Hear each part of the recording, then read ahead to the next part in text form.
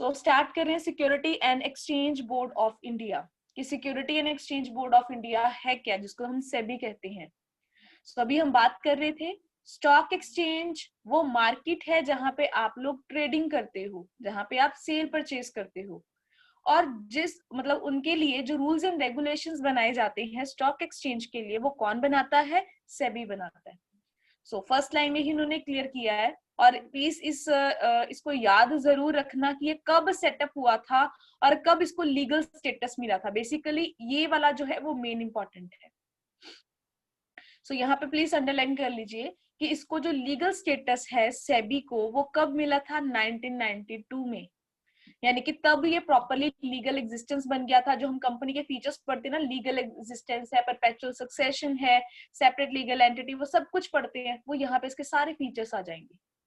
क्योंकि पहले इसको सेटअप करने के बारे में जब सोचा गया था 1988 में, ताकि जो भी सिक्योरिटी मार्केट है उसको प्रॉपरली प्रमोट किया जा सके, ठीक है, healthy development in stock market हो, ज्यादा लोग सेल करें। क्योंकि देखो, जब हमने इतना पैसा लगाना है ना, तो लोग सिक्योरिटी मांगते हैं कि भाई सिक्योर होना चाहिए पैसा, ऐसा ना हो कि कंपनी पैसा ले और डूब जाए या भाग जाए, ऐसा नहीं होना चाहिए।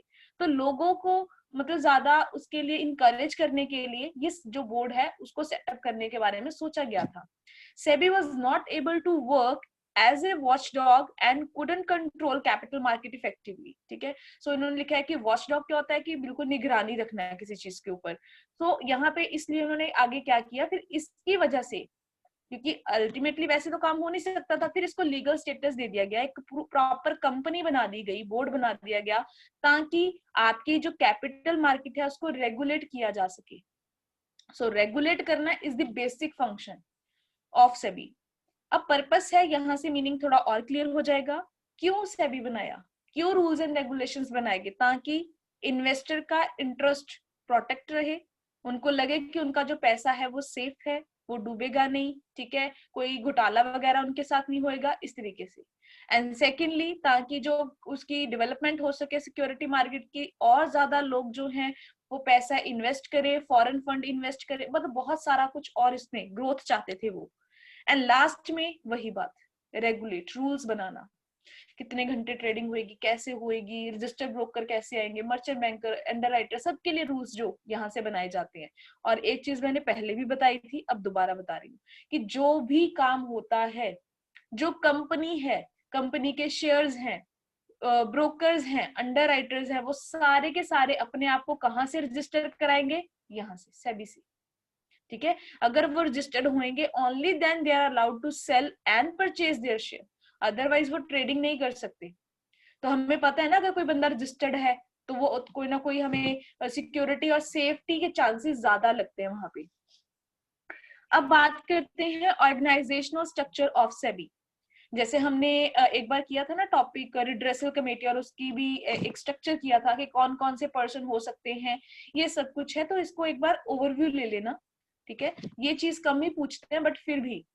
नेक्स्ट, सेबी जो है वो कॉर्पोरेट बॉडी है, ठीक है। इसका एक चेयरमैन होएगा और 8 मेंबर्स होंगे। इसका हेड ऑफिस मुंबई में है और ब्रांचेस इसकी कोलकाता, चेन्नई एंड न्यू दिल्ली में है। देन उसके बाद इसकी 2 एडवाइजरी कमेटी है, one for primary market and other one is for secondary market. And I hope तुम लोगों को अब यहाँ पे मीनिंग क्लियर होएगा कि 2 कमेटीज बनाई है उन्होंने। एडवाइजरी कमेटी क्या करती है? एडवाइस देती है। तो एडवाइस एक वो प्राइमरी मार्केट के लिए रखी है और एक वो सेकेंडरी मार्केट के लिए रखी है। एक न्यू इश्यू मार्केट के लिए है और एक आपकी दो ऑलरेडी मार्केट में जो सिक्योरिटीज है उनके लिए कमेटी है। It has divided it's activities in 5 departments, और हर डिपार्टमेंट का एक एग्जीक्यूटिव डायरेक्टर बनाया हुआ है उन्होंने, ठीक है। क्योंकि इतनी बड़ी सेबी है, वो सारा काम खुद नहीं कर सकती ना, तो उनको डिपार्टमेंट्स डिफरेंट बनाने पड़े हैं। तो हर डिपार्टमेंट को उन्होंने एक डायरेक्टर दिया हुआ है जो उसको मैनेज करेगा, ठीक है। अब ये एज इट इज ऐसे याद करना पड़ेगा, इसमें मैं आपको समझा नहीं सकती कि एक चेयरमैन क्यों है और 8 मेंबर क्यों है, इसको एज इट इज याद कर लेना। आप लोगों को ऊपर समझ में आ गया? हमने पर्पस की बात कर ली थी, ऑर्गेनाइजेशनल स्ट्रक्चर की बात कर ली थी। अब जो यहाँ से आपका टॉपिक स्टार्ट हो रहा है, objectives of SEBI, star mark कर लीजिए इसको।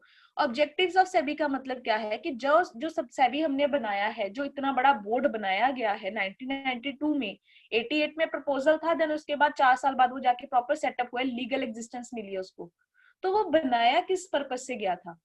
पहला, प्रोटेक्ट इंटरेस्ट ऑफ इन्वेस्टर, कि इंटरेस्ट जो है इन्वेस्टर का उसको प्रोटेक्ट करना है, ताकि किसी भी तरीके से कोई भी फॉल्स इंफॉर्मेशन जो है वो इन्वेस्टर्स को ना दी जाए, गलत इंफॉर्मेशन उन तक ना पहुंचे, उनका पैसा किसी तरीके से मिस यूटिलाइज ना हो। तो ये जो थे उनके मेन फंक्शन थे। ठीक है, अब आगे डिटेल में करते हैं।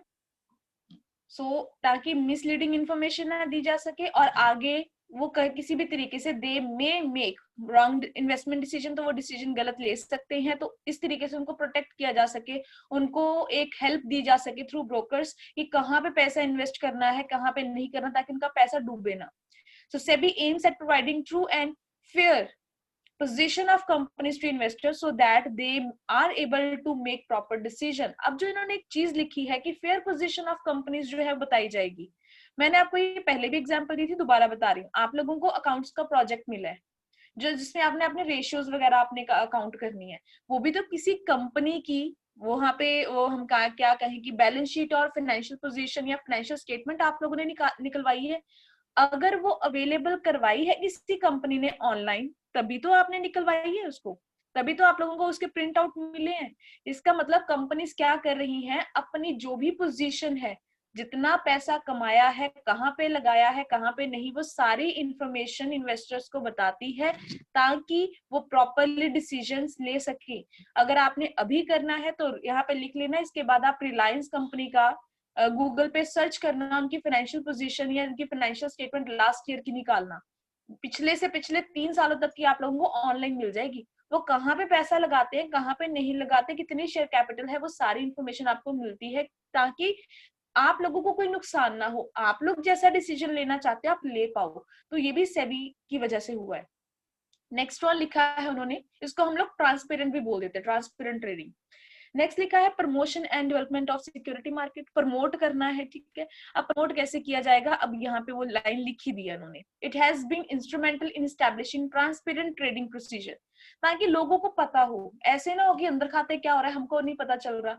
मैंने बताया था ना, आप न्यूज चैनल में जाओ, आप CNBC चैनल लगाओ, तो आप लोगों को वहां पे सब कुछ पता चलता है, इस कंपनी के इतने प्राइस शेयर्स जो हैं, अब इतना प्राइस है, इतना कम हुआ, इतना ज्यादा हुआ। सो एक एक मिनट की इंफॉर्मेशन आप लोगों को वहां पे मिलती है। सो ये चीज क्या है कि ताकि ट्रेडिंग प्रोसीजर की बहुत ट्रांसपेरेंट, ये सब ट्रांसपेरेंसी ज्यादा हो गई है, लोगों को ज्यादा पता चल चुका है, लोग ज्यादा इसमें पैसे इन्वेस्ट करते हैं। It regulates stock exchanges and security market to promote proper functioning. अब सेबी किसको रेगुलेट करता है, यहाँ पे अंडरलाइन करके और ब्रैकेट में लिख लीजिए NSE BSE OTC EI। अब जो ये रेगुलेट किया जाता है, जो रूल्स बनाए जाते हैं, वो स्टॉक एक्सचेंजेस के लिए बनाए जाते हैं कि किस एक्सचेंज में आपने पैसा इन्वेस्ट करना है या कहाँ पे आप लोग को ज्यादा है, मतलब किस तरीके के क्या रूल्स एंड रेगुलेशंस हैं, वो सब बताए होते हैं। आगे उन्होंने बात किया है रेगुलेटिंग सिक्योरिटी मार्केट। अब इन्होंने सिक्योरिटी मार्केट में जब मार्केट की बात उन्होंने कर दी है, firstly they were talking about exchanges only, अब वो बात कर रहे हैं मार्केट। अब मार्केट में तो सेलर बायर सारे ही आते हैं, अब इसलिए उन्होंने लिखा है प्रॉपरली कि SEBI was established to regulate the working of security market stock exchanges, brokers and other intermediaries. Bracket में डाल लीजिए अंडरराइटर्स, मर्चेंट बैंकर्स, ये सारे आ जाएंगे। ठीक है, तो यहाँ पे इन्होंने लिखा है कि सिर्फ और सिर्फ एक्सचेंजेस को नहीं देखना है, NSE BSE को नहीं देखना, जबकि इसके साथ रिलेटेड और एसोसिएटेड अदर पार्टीज है, उनके लिए भी इन्होंने रूल्स बनाए हैं, रेगुलेट किया गया है। सो रेगुलेट का मतलब ही क्या है, उनके लिए रूल्स रेगुलेशन। ठीक है जी। नेक्स्ट वन, सेबी का और जो है ऑब्जेक्टिव क्या है, क्यों सेटअप किया, ताकि मोबिलाइज किया जा सके और रिसोर्सेज को एलोकेट किया जा सके। मोबिलाइजिंग हियर मींस कलेक्ट करना, पैसा लेना, एलोकेशन आगे बांटना, एलोकेट करना। ठीक है, सो यहाँ पे यानी कि सेवर से बायर तक का जो रास्ता है वो सेबी इसीलिए सेटअप किया है ताकि वो पूरा हो सके। लोग जो हैं जिनके पास एक्सेस मनी है उनसे पैसा लेके जिनको जरूरत है वहां पे पैसे इन्वेस्ट किया जा सके। So it helps mobilisation and allocation of resources through security market. It promotes healthy competition in the market and also guides for the meaningful use of funds, कि आप कैसे यूज कर सकते हो। अब देखो, अगर किसी कंपनी ने आपको शेयर दिए हैं और आपसे पैसा लिया है, तो क्या वो पैसा बैंक में रखने के लिए लिया उन्होंने? नहीं। क्या पता उन्होंने कोई ब्रांच लेनी है, क्या पता उन्होंने कोई और प्रोडक्ट लॉन्च करना है, क्या पता उन्होंने कहीं पे पैसा लगाना है, तभी तो आपसे लिया है। सो मीनिंगफुल यूज ऑफ फंड्स मतलब कि किसी प्रोडक्टिव पर्पस के लिए वो आपका पैसा यूज करेंगे, वेस्ट थोड़ी ना करेंगे तुम्हारा पैसा। तो यहाँ पे इसीलिए ये सेबी बनाया गया था। Next one, providing facilities to intermediaries. अब कौन सी फैसिलिटी जो है वो इंटरमीडियरीज को मिलती है? आई होप तुम्हें इंटरमीडियरी समझ में आता है कि वो कौन है। मीडिएटर्स, मिडलमैन, मतलब ब्रोकर, अंडरराइटर, मर्चेंट बैंकर्स और बैंकर टू एन इशू, बहुत सारी और पार्टीज हैं। तो ये सबके लिए यहाँ पे फैसिलिटीज प्रोवाइड की जाती हैं। कौन सी facility? A number of intermediaries operate in security market for facilitating transaction. The intermediaries are encouraged for providing clean service to investor. अब उनको proper services, clean services here means कि आपने कुछ मैनिपुलेशन नहीं करनी, गलत नहीं इंफॉर्मेशन देनी, ये सब कुछ की सही सर्विसेज देनी है उनको।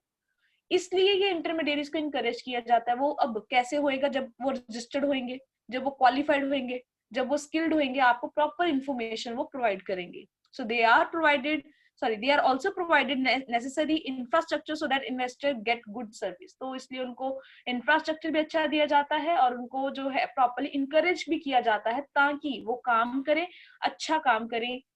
किनके लिए? इन्वेस्टर्स के लिए। अगर मैं इन पूरे ऑब्जेक्टिव्स को क्रक्स निकालूं, इन पूरे ऑब्जेक्टिव्स का क्या लिखा है, बेसिकली जो भी किया गया है वो इन्वेस्टर के लिए किया गया है। चाहे सिक्योरिटी मार्केट को प्रमोट करना हो, चाहे रूल्स बनाना हो, चाहे वो मोबिलाइजेशन की बात करें, चाहे वो इंटरमीडियरीज की बात करें, सब कुछ करना क्यों है? ताकि हर काम में इन्वेस्टर को प्रोटेक्ट किया जा सके। क्योंकि आज की डेट में बहुत सब कुछ फ्रॉड ज्यादा होते हैं, तो ये फ्रॉड ना हो लोगों के साथ, उनका पैसा सेफ रहे, उसके लिए सेबी जो था उसको सेटअप किया गया था, ताकि हर जो सेबी है इन पूरी सर्विसेज को रेगुलेट करे कि कहाँ से पैसा आ रहा है, कहाँ पे जा रहा है। हर बंदा रजिस्टर्ड होना चाहिए कि कोई ऐसे फेक पर्सन आके बीच में ट्रेडिंग ना करे।